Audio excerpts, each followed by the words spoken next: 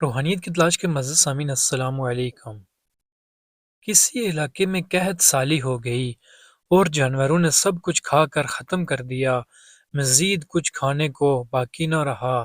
مویشی مالکان بے حد پریشان تھے۔ اس دوران ایک مسجد کے مولوی صاحب نے جمعہ والے خطبے میں نہایت یقین کے ساتھ یہ بات کہی کہ اگر اللہ کا نام لے کر یعنی بسم اللہ پڑھ کر دریا کو بھی حکم دیا جائے تو وہ بھی نافرمانی نہیں کرتا۔ یہ خطبہ اس گاؤں کا ایک چرواہا بھی سن رہا تھا۔ یہ بات سن کر اس کے دل میں اتر گئی اور یقین کا درجہ پا گئی۔ اس نے واپس آ کر اپنی بکریاں کھولیں اور سیدھا دریا پر چلا گیا اور بلند آواز میں بسم اللہ الرحمن الرحیم پڑھا اور دریا کو کہا کہ وہ اپنی بکریاں چرانے لے جا رہا ہے، اپنے اوپر سے گزرنے دے دے۔ یہ کہہ کر اس نے اپنی بکریوں کو ہانکا اور دریا پر چلتا ہوا دریا پار کر گیا اور دوسری طرف جا پہنچا۔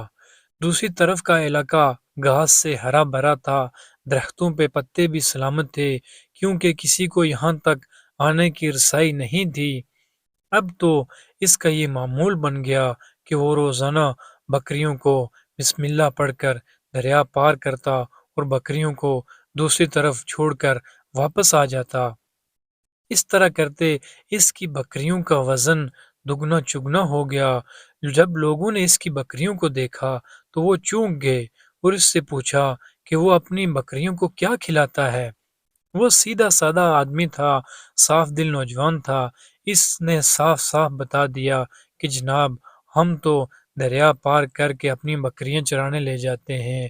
وہاں سب نے یہ بات سنی لیکن کسی نے اس کی بات پر یقین نہ کیا کیونکہ یہ ناقابل یقین بات تھی، مگر یہ بات پھیلتے پھیلتے مولوی صاحب تک پہنچ گئی۔ مولوی صاحب نے اس چرواہے کو بلایا اور اس سے سارا ماجرا پوچھا۔ اس چرواہے نے مولوی صاحب کو ہی حوالہ بنا لیا اور کہا مولوی صاحب میں نے تو آپ کا شکریہ ادا کرنے کے لیے یہاں آنا چاہتا تھا۔ آپ نے جمعے کے خطبے میں جو نسخہ بتایا تھا بسم اللہ کہہ کر دریا کو حکم دو تو وہ بھی انکار نہیں کرتا۔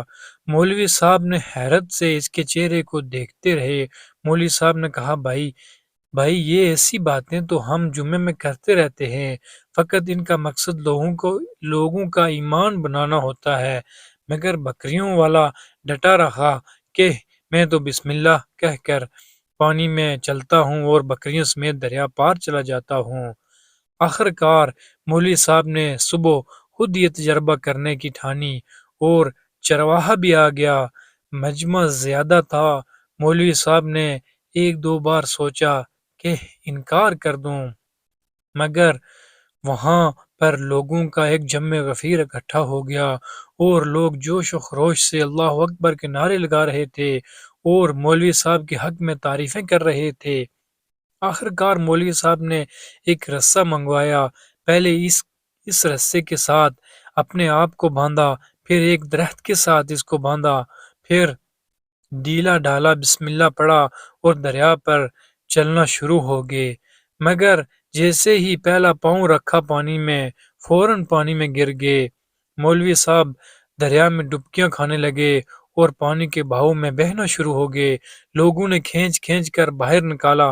مولوی صاحب کی اس حرکت نے چرواہے کو بڑا پریشان کر دیا کہ مولوی صاحب کی بسم اللہ کو یہ کیا ہو گیا ہے، کیونکہ اس کا یہ روز کا معمول تھا۔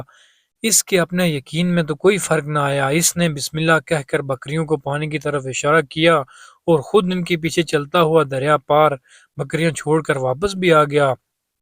لوگ اسے ولی اللہ سمجھ رہے تھے اور اس کے حق میں نعرے بلند کرتے جا رہے تھے، مگر وہ سب سے بے نیاز سیدھا سادہ انسان تھا۔ وہ مولوی صاحب کے پاس پہنچا اور کہا مولوی صاحب میں آپ کی وجہ سے کافی پریشان تھا، مگر پانی پر چلتے ہوئے مجھے آپ کی بسم اللہ کی بیماری کا پتہ چل گیا ہے۔ اس چرواہے نے درخت سے بندھی رسی کی طرف اشارہ کیا اور کہا مولوی صاحب یہ ہے آپ کی بسم اللہ کی بیماری۔ مولوی صاحب آپ کی بسم اللہ کی برکت کو یہ رسہ کھا گیا ہے اور آپ کو اللہ اور بسم اللہ سے زیادہ اس بھروسہ اس رسی پر تھا۔ لہٰذا اللہ نے بھی آپ کو اس رسی کے حوالے کر دیا ہے۔